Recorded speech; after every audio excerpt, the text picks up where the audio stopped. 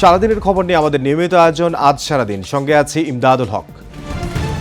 উত্তরায় যুদ্ধবিমান বিধ্বস্তে milestone school and কলেজের শিক্ষার্থীদের আর্তনাদে ভারী হাসপাতাল। করিডোর জুড়ে এখন শুধু স্বজনদের কান্না। 25 শিশু শিক্ষার্থী সহ নিহতের সংখ্যা বেড়ে দাঁড়িয়েছে 27 জনে। বার্ন ইনস্টিটিউটে ব্রিফিংয়ে স্বাস্থ্য মন্ত্রণালয়ের বিশেষ সহকারী ডক্টর সাইদুর রহমান জানান, দগ্ধ হয়ে বিভিন্ন হাসপাতালে চিকিৎসাধীন 78 জন। তাদের অনেকের অবস্থায় আশঙ্কাজনক। মরদেহের পরিচয় শনাক্ত হওয়া মাত্রই পরিবারের কাছে হস্তান্তর করা হচ্ছে। 6 জনের লাশের পরিচয় এখনও শনাক্ত করা সম্ভব হয়নি। বার্ন ইনস্টিটিউটে গণমাধ্যমের মুখোমুখি হন শ্রম উপদেষ্টা অবসরপ্রাপ্ত ব্রিগেডিয়ার জেনারেল শাখাওয়াত হোসেন। ঢাকা শহরের মতো জনবহুল এলাকায় যুদ্ধবিমানের প্রশিক্ষণ নিয়ে প্রশ্ন তুলে তিনি বলেন, ব্ল্যাক বক্স থেকে তথ্য না পাওয়া পর্যন্ত কী কারণে দুর্ঘটনা ঘটেছিল তা জানা সম্ভব নয়। চিকিৎসকদের পরামর্শে আহতদের বিদেশে নিয়ে চিকিৎসার সব ব্যবস্থা সরকার করবে বলেও জানিয়েছেন তিনি। গতকালের ভয়াবহ যুদ্ধবিমান দুর্ঘটনার সিসি ক্যামেরার ফুটেজ সময় সংবাদের হাতে এসেছে। দূরের একটি ভবনে ধরা পড়ে সেই ভয়াবহ দৃশ্য। বিমানটি বেলা 1:12 দিকে সরাসরি আঘাত হানে মাইলস্টোন স্কুলে। এরপরেই ধোঁয়ায় আচ্ছন্ন হয়ে যায় ওই এলাকা।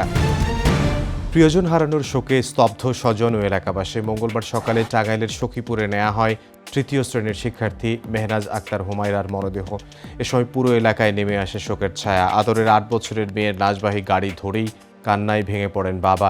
মাইলস্টোন স্কুল অ্যান্ড কলেজের 8ম শ্রেণীর শিক্ষার্থী তানবীর আহমেদের বাড়িও টাঙ্গাইলে। অনাকাঙ্ক্ষিত এমন মৃত্যুতে শোকার্ত পরিবার। তৃতীয় শ্রেণীর শিক্ষার্থী সাইমা আক্তারের লাশবাহী গাড়ি পৌঁছায় গ্রামের বাড়ি গাজীপুরে। এ সময় কান্নায় ভেঙে পড়েন স্বজনরা।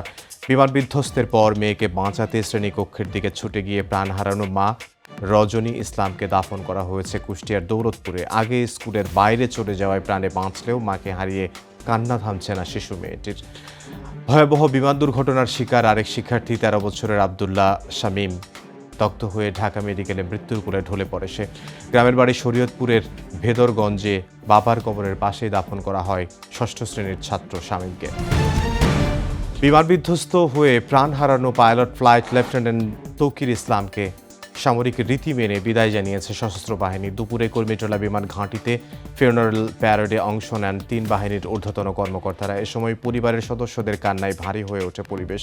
বিমান বাহিনীর প্রধান air chief marshal Hasan Mahmud Khan বলেন, বিধ্বস্ত বিমানে কোনো ত্রুটি ছিল কিনা তা খতিয়ে দেখে ব্যবস্থা নেওয়া হবে। কয়েক মিনিটের ব্যবধানেই মাইলস্টোন ক্যাম্পাস হয়ে ওঠে মৃত্যুপুরী। চোখের সামনে ঘটে যায় ভয়াবহ বিমান দুর্ঘটনা। দুঃসহ স্মৃতি এখনও তাড়িয়ে বেড়াচ্ছে বেঁচে ফেরা শিক্ষার্থীদের। ঘটনার বর্ণনা দিতে গিয়ে কেঁদেছেন অভিভাবকরাও।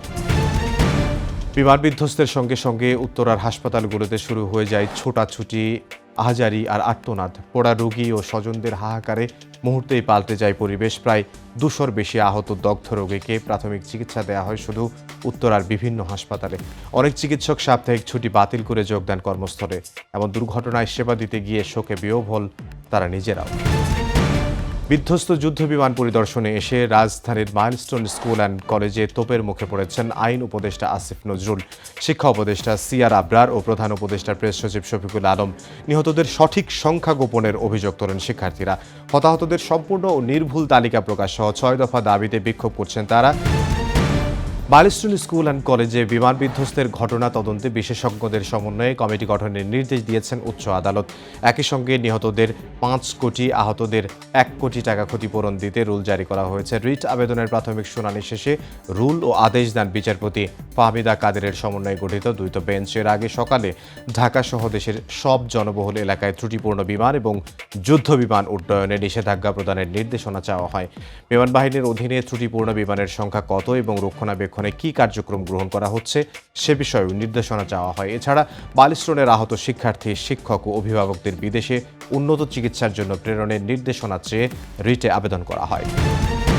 মাইলস্টোন স্কুল অ্যান্ড কলেজে মর্মান্তিক বিমান দুর্ঘটনায় হতাহতের তথ্য গোপন করার দাবিকে অপপ্রচার বলে উড়িয়ে দিয়েছে প্রধান উপদেষ্টা প্রেস উইং। সকালে সংবাদ বিজ্ঞপ্তিতে প্রেস উইং জানায়, হতাহতের তথ্য গোপন করার দাবি সঠিক নয়। নিহতদের প্রত্যেকের নাম, পরিচয় যাচাই ও তালিকা করা হচ্ছে।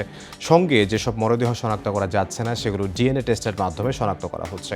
মর্মান্তিক এ ঘটনায় আহত নিহতদের সম্পূর্ণ ও নির্ভুল তালিকা প্রকাশের জন্য একযোগে কাজ করছে সরকার, সেনাবাহিনী, বিদ্যালয়, হাসপাতাল কর্তৃপক্ষ। মাইলস্টোনে বিধ্বস্ত বিমানটি প্রশিক্ষণের জন্য ফিট ছিল কিনা তা তদন্ত করে জনসম্মুখে প্রকাশ করার দাবি জানিয়েছে বিএনপি। দুপুরে নয়াপল্টনে দলটির কেন্দ্রীয় কার্যালয়ে হতাহতদের জন্য দোয়া অনুষ্ঠানে কথা বলেন বিএনপির স্থায়ী কমিটির সদস্য গয়েশ্বর চন্দ্র রায়। এ সময় জনবসতিপূর্ণ এলাকায় প্রশিক্ষণ বিমানের কার্যক্রম কতটা যৌক্তিক সে বিষয়ে প্রশ্ন তোলেন গয়েশ্বর চন্দ্র রায়। এ সময় দলের সিনিয়র যুগ্ম মহাসচিব রুহুল কবির রিজভী বলেন, হতাহতদের জন্য বিএনপির প্রতিটি কার্যালয়ে মিলাদ দোয়া অনুষ্ঠানের আয়োজন করা হয়েছে। পরে নিহতদের আত্মার মাগফিরাত ও আহত এবং দগ্ধদের সুস্থতা কামনা করে দোয়া অনুষ্ঠিত হয়। এ সময় বিএনপি ও এর অঙ্গ সহযোগী সংগঠনের নেতাকর্মীরা উপস্থিত ছিলেন। দেশে কোরআনের শাসন প্রতিষ্ঠার দাবি জানিয়েছেন জামায়াতে ইসলামের আমির ডক্টর শফিকুর রহমান। খুলনার দাকোপ উপজেলায় সংক্ষিপ্ত সমাবেশে দাবি জানান তিনি। এ সময় উত্তরায় বিমান দুর্ঘটনায় আহত ও নিহতদের স্মরণে দোয়া করেন জামায়াতের আমির। এর আগে ঢাকায় জামায়াতের জাতীয় সমাবেশে যোগ দিতে যাওয়ার পথে সড়ক দুর্ঘটনায় নিহত দাকোপ উপজেলা জামায়াতের আমির আবু সাঈদের কবর জিয়ারত করেন তিনি। পরে নিহতের পরিবারের সঙ্গে দেখা করেন শফিকুর রহমান। গত ১৯ জুলাই ফরিদপুরের ভাঙ্গায় নিহত হন আবু সাঈদ।